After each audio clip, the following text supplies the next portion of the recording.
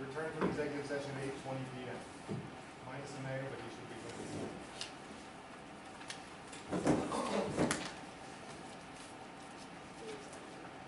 People have any public comments? Anyone out there wants to say anything? There's a sheet. No one's on it, but I think I still have to ask. Who else? She's not going to be here. She's not going to be here. Name was her last.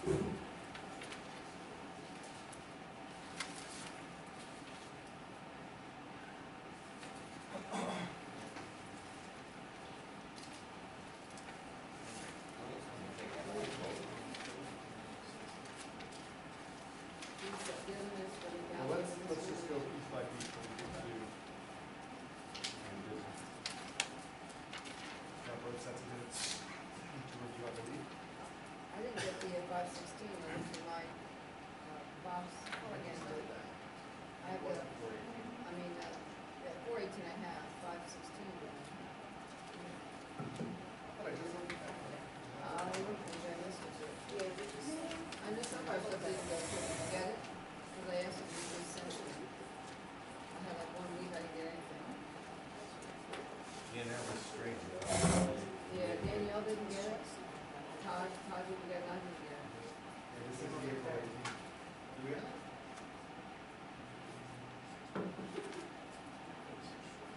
I'll find it, so it's- I only thought it was you, Dad, so I'll address that and make sure. Yeah, I got You're it. checking Did you that? finally get it? There were 2 deliveries on Friday. Yes, 2 deliveries. So we'll keep both of those on there. No other minutes to approve. Reports are what the reports are. Bills are what the bills are. 10A, we had some questions about the back. Do we have enough time for the solicitor to look over that and to properly vet? Yeah, I'll have to, Yeah, what is the rush? I don't really think there's a rush. I mean, we could, like I said, that's when he would like to start. I mean, he has to start. I'm not comfortable with that. Until we have professionals look at this, I think there's a lot of What issues? The insurance. covers in case of an accident, emergency. I mean, he says 8 feet under the fire department, however, that's his, but here's some, He's not necessarily. that's a fire.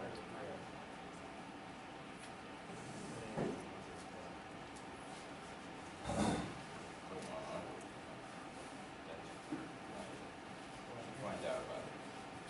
10B, we need to keep. Why did you have anything else in there? Or did you- So that would be 10A, 10B.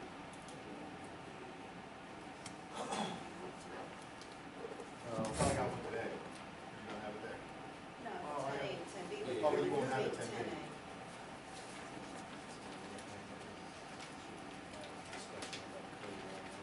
Yeah, I think it is so we can talk about it. Sure it's energetic. Say what item 10A is? Oh, right. Yep. It's a motion to accept Joseph Kavanaugh's retirement agreement for his June 3, 2016 letter. So,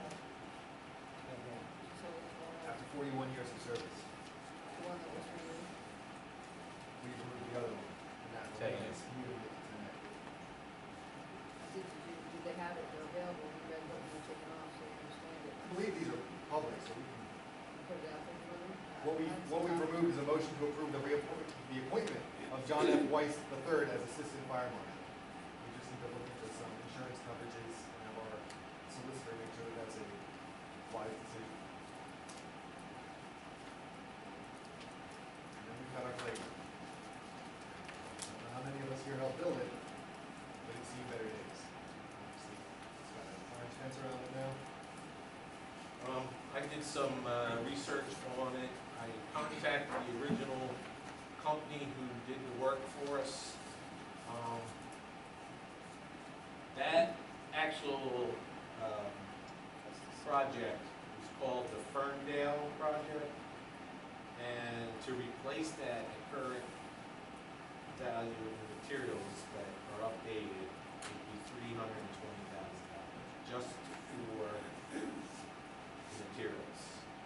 However, this company for $1,800 could come out, look at our playground, and give us an estimate on what they think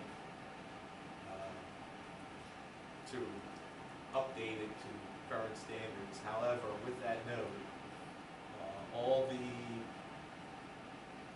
surfacing wood today would not be pressure treated wood. It would be modern materials, which again, that's going to be probably 4 times the price of what pressure treated wood would be.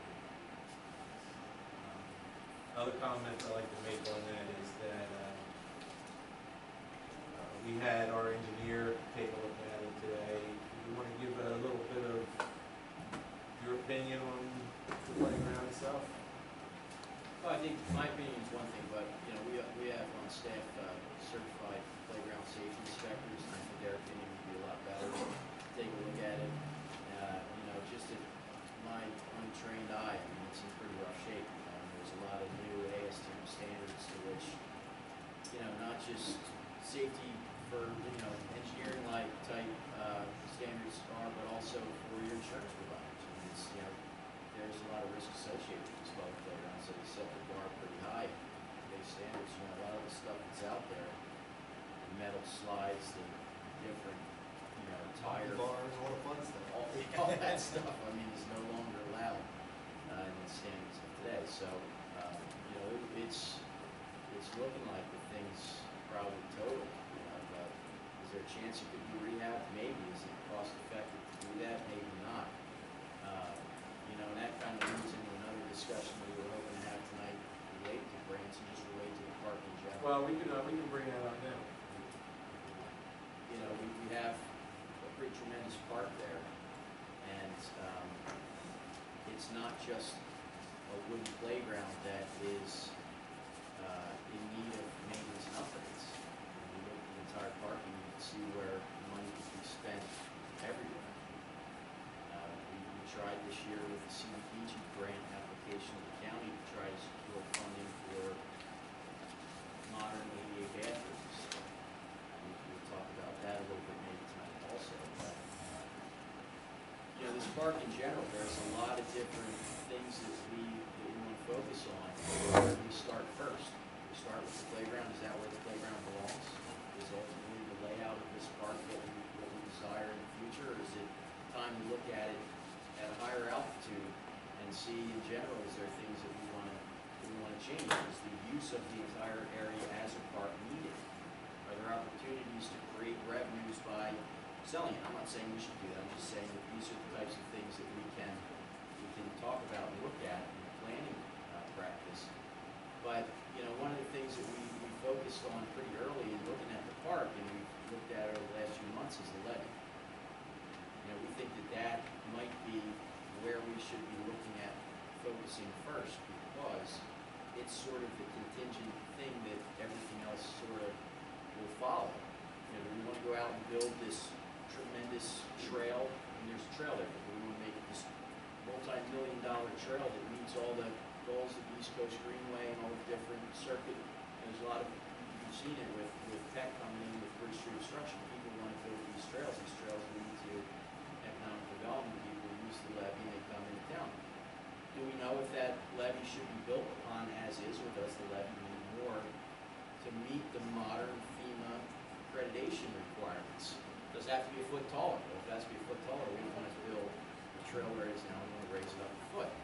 Is it structurally sound? You know, after Katrina, FEMA decredited all their levees. They said you have to earn your accreditation. We're not just going to assume that because it was built in the 30s that it's still solid. So they created a program where you get accreditation. And you know, we know that there's flooding that comes in through the back door, through the canal. really good, we're getting more than we can back. Yeah, right. And that's probably, I mean, you know, structurally or physically, the levee's there. You know, it's probably doing a pretty good job of keeping the water out. It's going through the back door. So what we wanted to update you on is, because DCD came out with a pretty nice looking grant program that's due at the end of this month, we put that levy in high gear, and we started really looking at whether or not we should be submitting to DCD for their flood hazard mitigation program. It's set up pretty much as state money, exactly for what we would want to do to protect 102 homes that are currently in the mapped floodplain not protected by a levee, that are behind that levee that should be protected by that levee if it was accredited. And that's what this program's for, is to help us do that. Problem is, it's got a 15% match. And as you can imagine with any of these government programs, just the feasibility and concept and engineering studies are a couple $100,000. So we had a problem. We had Army Corps, DEP, FEMA, DCD, who's the people that have the money, the County of Bucks. We had the Planning Commission folks involved, because we want them to hear that this is what we're looking at. And it was a very productive conference call. We learned a lot about the levee, and they heard all of what we're talking about now. We have playgrounds, we have homes, we have ball fields, we have parking areas. There's so many different amenities that we want to try to enhance. But yeah, so what we want to know, do we do that now, or do we worry about the levee first? And everyone's seeing the rate. Yeah, it makes sense. We got to worry about the levee first, and everything's going on. So there's a lot of momentum to helping get this levee ultimately accredited, but we need that match money. We need to show up at the table and make an application with that match money in hand, or else they're not going to fund us. So there's also a FEMA program, which usually is a home run. You have state money, you have federal money, you can match them together, you got the whole package. But we didn't really get a big warm fuzzy from that either. And sometimes it's who you talk to at the agency that you get a different answer. But we had one more opportunity we want to try to track down. We did have Army Corps on the call, but they were more the technical people from Army Corps. We have more of a program planning type person that we've worked with in the past, and we're familiar with the funding program they have. It's called their Section 22 funding, 50/50 cost share. They don't really need a whole lot of legislative approvals. They can kind of just at staff level sign, yeah, sure, we'll help you out. How much money? 75 grand? There you go. But we have to go find that match money, and that might be where this state grant, DCD flood hazard mitigation comes in. So maybe we get that federal money. They'll even do the study too. When Army Corps does a study, that carries a lot of weight. Instead of someone like us doing a study and giving it to them, and they just like to pick it apart and tell you what you did wrong. But when they do it, it goes a long way. So we're going to have a call on the 21st, 20th, with that individual who has that way. Let us know if that Section 22 one is a good idea. That's our next meeting. Yeah. We're going to try to get her on the phone in the morning. Well, yeah, Because, just even if you let Bob know. yeah, that would be she was busy this week. And these programs come out, you got to be ready to hit them. And we're trying, but it's hard because, it's efficient, but, you're up against the conflict. So, right now, I think we're looking at, for the levy, two very possible scenarios. One is this Army Corps. It could happen by Monday. If they give us a letter that says they'll commit funding, we could theoretically submit to DCD by the 30th for the flood hazard mitigation program, which we will match to their 50/50. They look at our levy every year, every 2 years. I went with one of those two. Whoever needs to be taken care of. Are they usually huge things that you take care of? More like groundhog. Well, that's good to know. Yeah. Unless there's different requirements from FEMA and FEMA, as to the height of it, things like that were held to that I don't know of. But I don't think the Army Corps is looking for Pennsylvania standards, they're looking for federal standards, I think. The status of the levy now is, it was built by the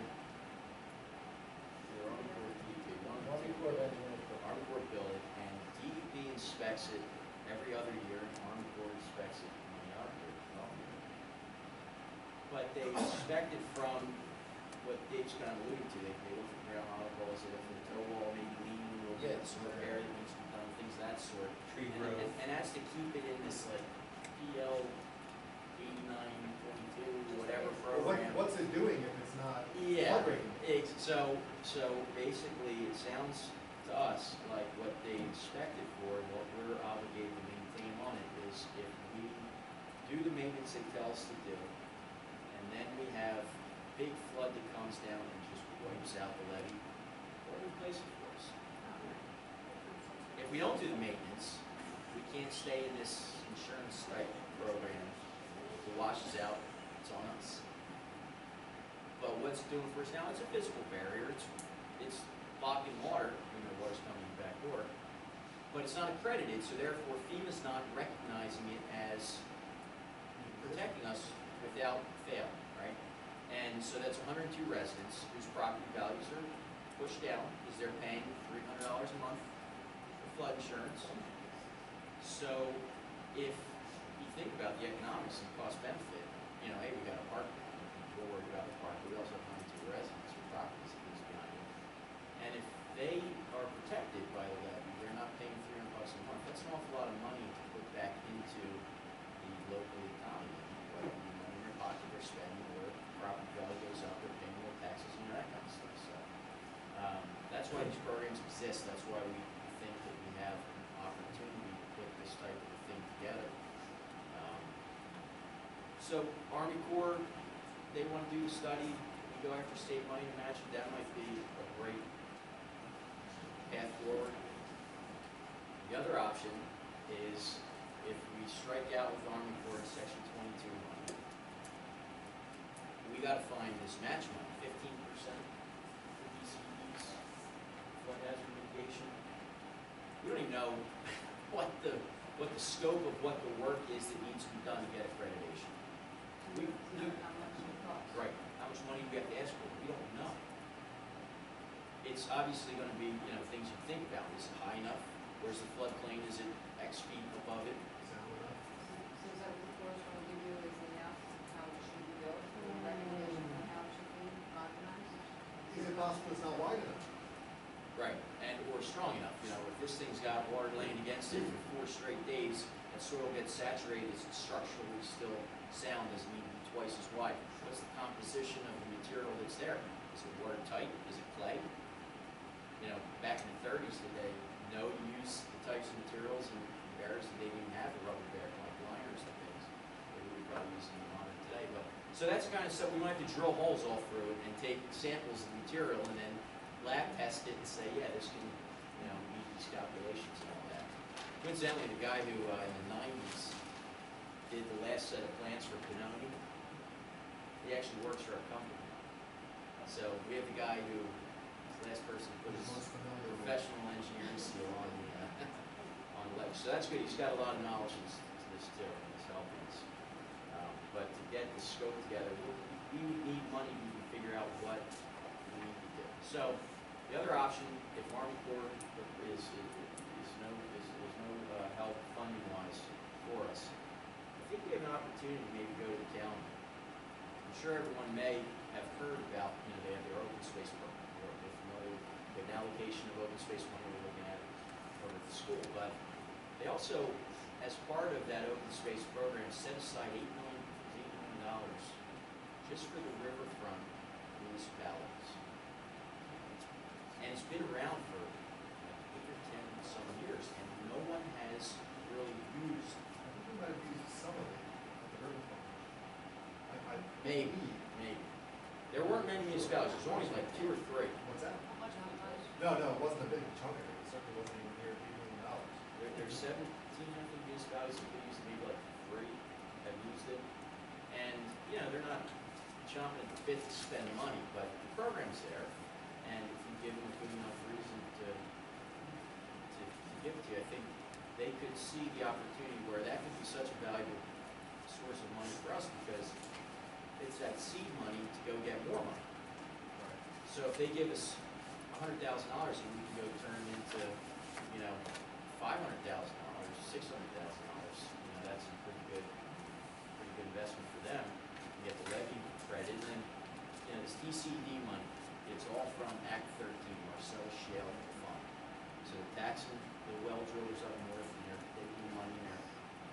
creating these grant programs, I think there's 4 or 5. Flood hazard mitigation at Greenways Trail, which is the one that we were waiting for to hear if we could get it done. That's in that program. Watershed restoration program, multimodal, there's a sewage Act 537, type.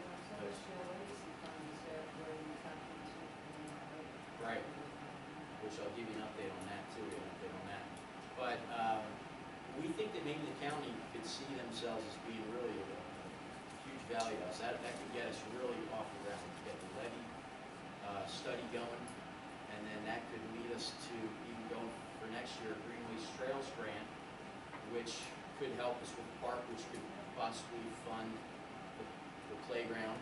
CDBG money would be ideal for the playground. Had we known that the playground was going to shut down 2 months ago, we may have. C2P2 is a great program that DCNR has.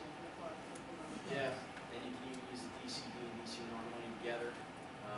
So there's a lot of, we just got to get that seed money, that match money first, because then we can start really applying for more.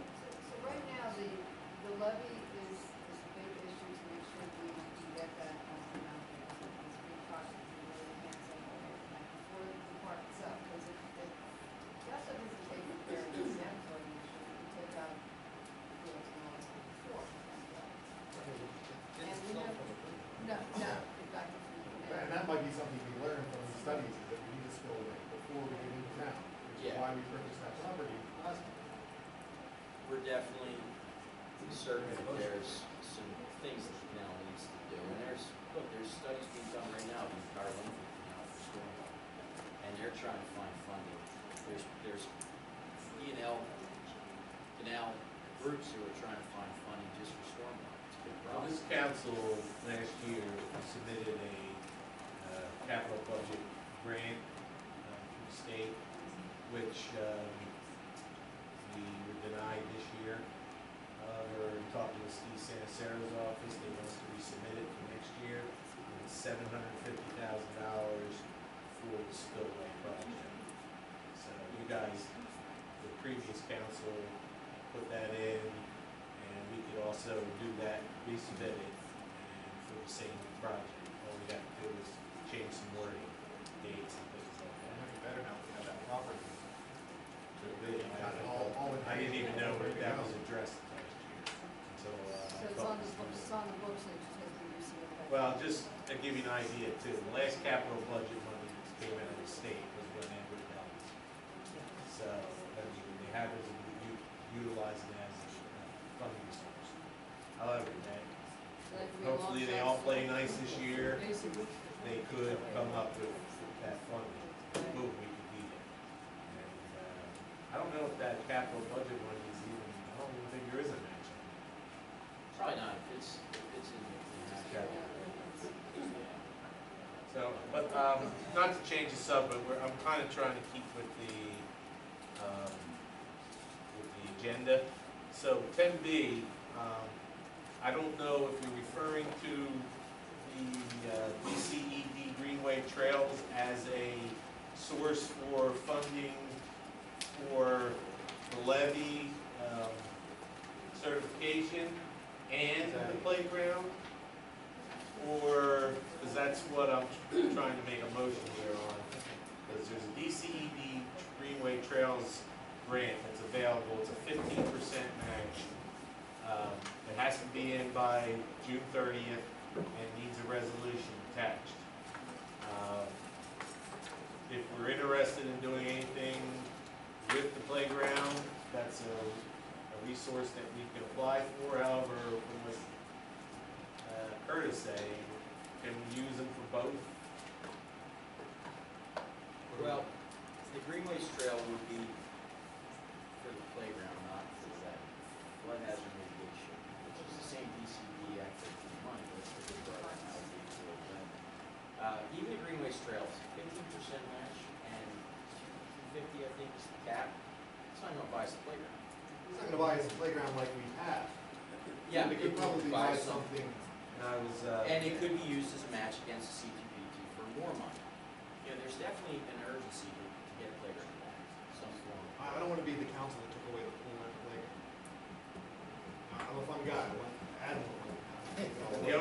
I just want to say, the only problem that we would be addressing with hoping to get this grant would be it's standing there with fencing around it. I mean, I don't know if we want to move forward with a decision to pursue this, or if there's people who are interested in creating a funding system for the playground. I think that's what we need to address first, what we should do with the existing playground. Well, the thing with the playground, and we all want that to be, equipped for kids. We've never actually made a decision on, like, saying what the park is gonna have. My thing would be, if you're going to just put another one in and not really analyze what the use of the park's gonna be, like when we talked about the trail. The original trail from the MAC would go right down along Delmar, so you'd have to reconfigure the playground a little bit. If it's in the same I spot. thought their it might trail was have to running be- along the outfield of the big field, on the side of the. It would end up going right in front of the canteen. You have people standing in line, Yeah. and they would do that. With And then the they have- playground where it's at right now? There's a big road there. It's a trail. I don't understand what you're. She thinks people are gonna line up in the There's two trail. different ways to run the trail when you're down there. It's either come down across where the, girls softball field is, with the parking lot area. Right. And you have to go down along where your gravel area is, it's in front of the canteen. So now you've got baseball games going, and we were down there, you've got all the people lined up in the canteen, so you can run through them.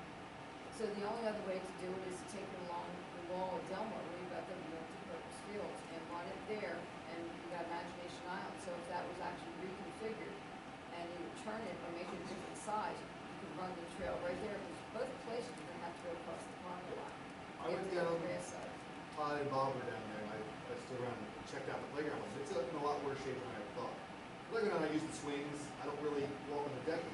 All the uprights are in great shape. It's all the decking that is slippery, and it's pretty dangerous, even for a guy that likes to get scars and stuff, it's dangerous. You're not supposed to be over 12 years old. I was inspection, it was closed, Right. and hard hat and everything. It's a little bit argument. And what I noticed was that the configuration of it's kind of odd. You've got this big hulking shape in the front, and then the play areas are behind it. So if you're there with your kids and one kid's playing baseball, you can't see your kids because there's a huge blockage. If the whole thing was just turned around, it makes a lot more sense from a parenting standpoint. But we can't take the whole thing out of the room. Right, if we're rebuilding it, we can take those things into consideration. So there's some things you can't put back. Right. Right. None of what we have now could be built today. Right, so either way, you're gonna have to Except do for swings. different size, or different type of equipment, reconfigure it, which might be better anyway. Because there's a lot of, what I hear from parents is hiding spots where you can't, I know what I would go down there years ago with little ones to find them. When I was a kid, I loved that. I Yeah, could climb yeah, underneath you it, could hide get out. stuck. So it is hard if you got kids and you're trying to keep an eye on them, you're not exactly sure where they all are. So it might be a good idea to reconfigure it, some of the new equipment they have. There's a lot of, sensory equipment that they have now that can be added to those I would like programs. to keep the imagination part of it as long as we can. That's what, like, we can't just put in more swings, more Right, yeah. climbing things. Like, there's gotta be something that encourages kids to think. Right. Well, if the sensory panels are for. Right, that's what I mean. Like, I want more of that, Yeah. not just, just one data. So I think Kurt's right, I think before we go and say, okay, let's get this grant, let's put a playground in, we're gonna know where exactly we're gonna put it. Is it going back in the same spot, is it getting moved, is it getting configured differently?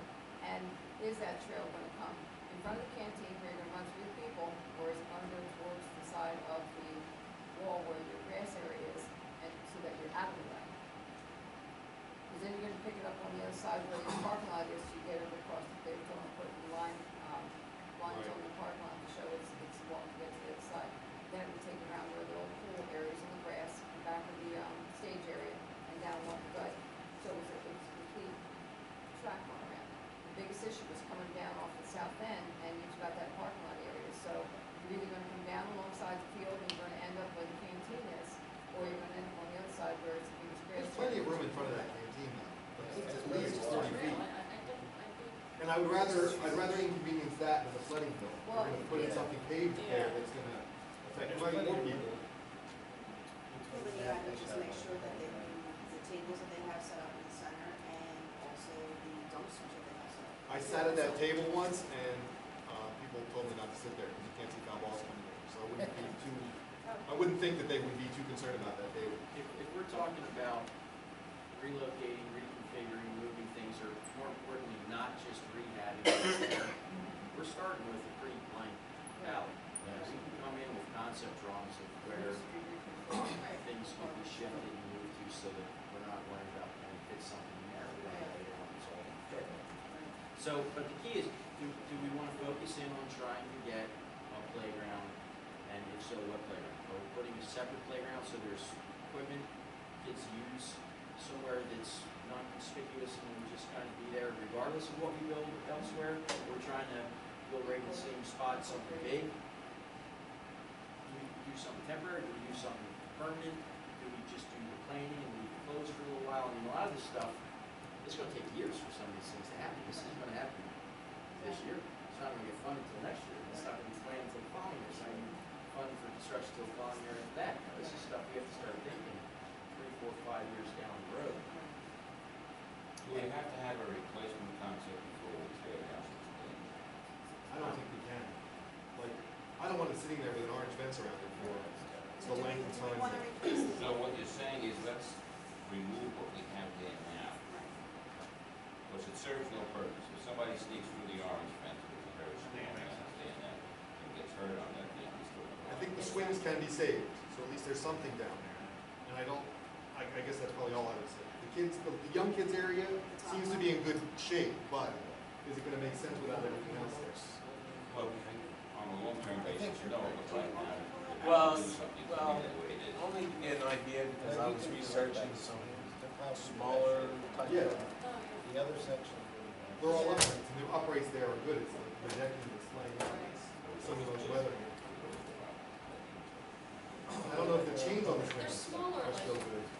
sections you might be able to use like a, sort of fire engine, but that can probably be saved. Okay.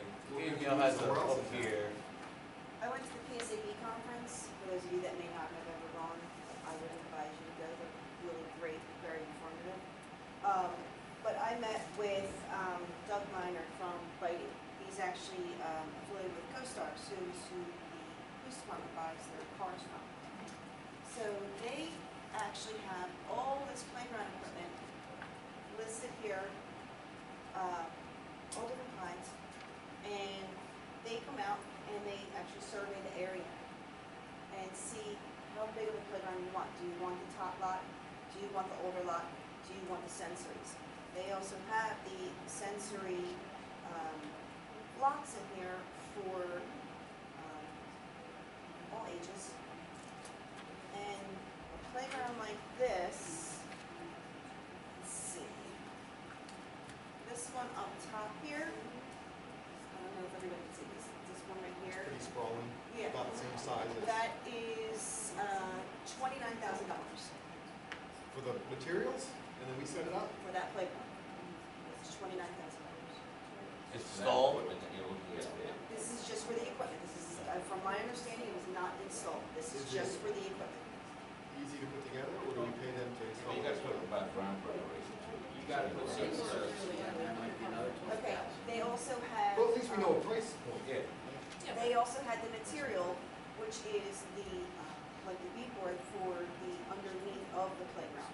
And that ranges anywhere from $1.22 per square foot to $22 per square foot, depending on how thick you want I that don't think you're underneath. required. Okay, and the reason I wanted her to even bring this out is that now you've got to take into consideration as PCED, with a 15% match at $100,000. Well, that's one of the reasons I asked you a couple of weeks ago, very similar to what she did, was to have somebody come back with some options, so Well, the council would have. Do you have any figures on the deconstruction of this playground? Well, we could have public works thing. Waiting for that. They actually showed pictures But- of what some but they- playgrounds are that they've built. And this is just with their with all their stuff. And these are just different areas in the United States. A lot of these are called pocket parks, and I was online and, I mean, they vary from $15,000 to hundreds of thousands of dollars. But I'm just saying, yeah, so if we apply for $100,000 DCED greenways trails, I don't know what the cost would be for Kurt. However, at least we would be able to have a plan set forward to replacing what we have now. I mean, that would be up to the council. However, like I said, it gives us an opportunity to say that we're addressing the playground and we can apply for this grant. The best case scenario is 15% we would have to match, which When the budget is $20,000 for parking lots. Probably the way to find Yeah, so reconstruction is not simple, it's just having, we may have to use some. you have to remove the stuff and bring it someplace. Both companies that I spoke to that were there, were the vendors, they both said that they would actually come out, survey the area, and give us an estimate as to how much it would actually cost the borough for like this. Free of charge? Yes. All right, well, that was the other thing, I don't know if I mentioned it, but for $1,800, the leather company would come in, give us price, soup to nuts. Yeah, I'm sure Kurt's got guys. Yeah. If they flunk it, what are they gonna do? Right. It's $1,800 to say, I'll sell you something, that seems nice. I know, I'm sure you could shop around and get a free estimate. There's other options too. well, I don't, Kurt, do you have any idea, if we apply for this DCED Greenways Trail, when you think we'd be notified, or? Best case is September, but, you know, we all know what the Greenway Trail application is. And when is that grant funded? If we're approved, when would we see? Next year or? I don't know. Well, and the Only reason you don't have because the answer is because the legislature. Is that the 26th? Typically, they will announce your award, and that's after they've gotten an appropriation from the bank, and then you come out with agreements, and those agreements usually take 30 days, 60 days after. So, best case scenario, October, November. So you're looking at the next places. Oh, yeah. Right. So then, just a couple other things, if we're focusing on trying to get a playground, there are programs like Kaboom, which PICO funds, and it's sort of what you're talking about, weekend warrior, get a bunch of volunteers together. They'll drop it off on a tractor trailer, you get 30 people out there with wheelbarrows and, shovels, and build park yourselves. Like we did last time. That's how this park was built. And it can look a lot like all the equipment Danielle's got in that. And Falls Township's utilizing that, and they call them pocket parks. So they'll put one of them there, and then, CDBG is another great fund source. The county, we made 2 applications this year. One was for MR Writer School to try to get, if we didn't get the Greenways Trails, we would use CDBG money to acquire the property or demo the property or whatever. And then we went for year 2 and year 3 to try to set the project up for permits and then construct whatever it is we're going to try to construct there if we want to park or whatever. They didn't fund any projects for any municipalities. They did set aside money in an account, $720-some thousand that they're still looking to spend on community projects. We could go to them and say, our priorities have shifted, we have a playground we want to build, great use of CDBG, fits right into their program. That's an opportunity too. I'm not saying that the funding of school is put to bed, there might still be that option for the county to help us with that. so that's what we were in there for now, so. Right. But, so there are other ways to tackle the playground. Greenway Trails, it's a great program, but, $37,000 is the most you can match for a $250,000 cap. I don't know. 10D, I think we should have on is just a motion to demolish the current structure. Other than swings, I don't know if anybody wants to take a walk down there and see if anything else is salvageable, if we want to have a borough. Do you want our Take a look safety at it. inspector to go out there for a couple Yeah, hours and do a will those memorandum? swings pass What our can be insurance saved? inspection? Right, yeah. No? Oh, the swings? Say it. I don't know. Kurt had said something about the chains of the swings may not be kosher today, but I don't know if they were already in, is it an issue? Not- Well, they're rubberized now, so. If they're not, safe, they're not gonna pass anything. Right, I'm telling you right. that now. But the structure that houses the swings is probably okay. They I might, don't might be know. able to retrofit with just new swing, it might be cheap. Might be just chairs and another piece of seating. And those were, you know, you get stuff on co-stars, there's vendors on co-stars, we work with all. You can figure out what you need to do to get something operational, tear down what's shot, not worth any money into. And then we can look at, you know, planning for what maybe we want to do in the future. Try to get instant gratification, reopen. In the top lot, there's less used stuff because you graduate out of it. By the time you're a troublemaker, you move to the bigger Yeah, stuff. But I don't know that the wood is in any better shape.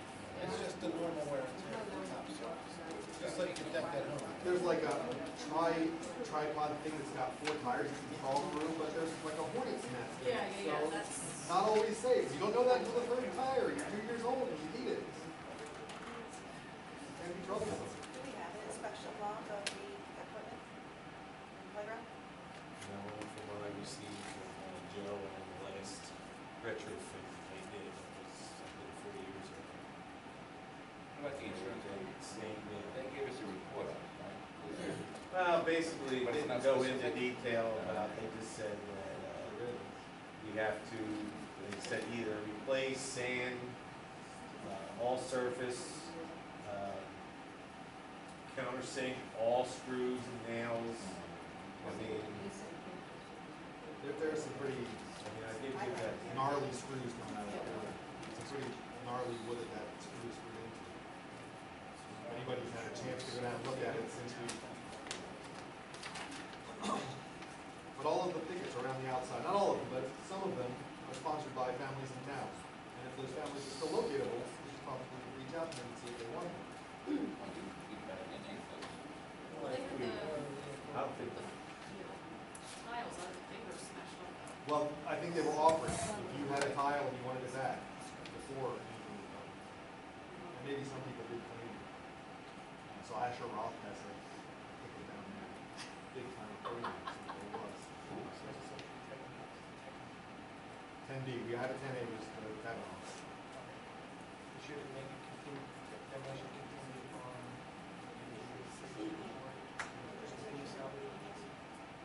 I mean, that's what I'm saying. Did you want to just, for right now, did you just want to replace the wood that is splintered?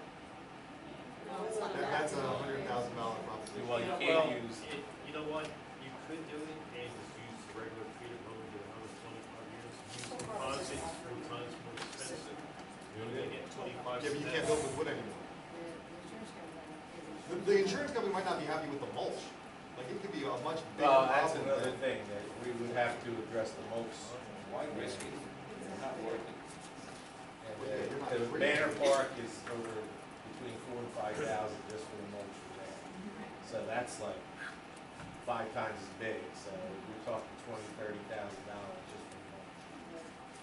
What's the price of one of the tons, except for co-star? The mulch? Yeah, it's rubber. Yes. No, I don't think it's just certified playground mulch, which we could get the lowest grade. I mean, we could get rubber mulch, but that'd be even more. And what other materials where it looks like tennis ball? Mulch. What, for mulch? Just, we would just Wood use, No, they have It's not mulch, that, real fine. they have it's actually tire. Yeah, that's what we're saying, that's more expensive. What we'd be doing would just be wood chips.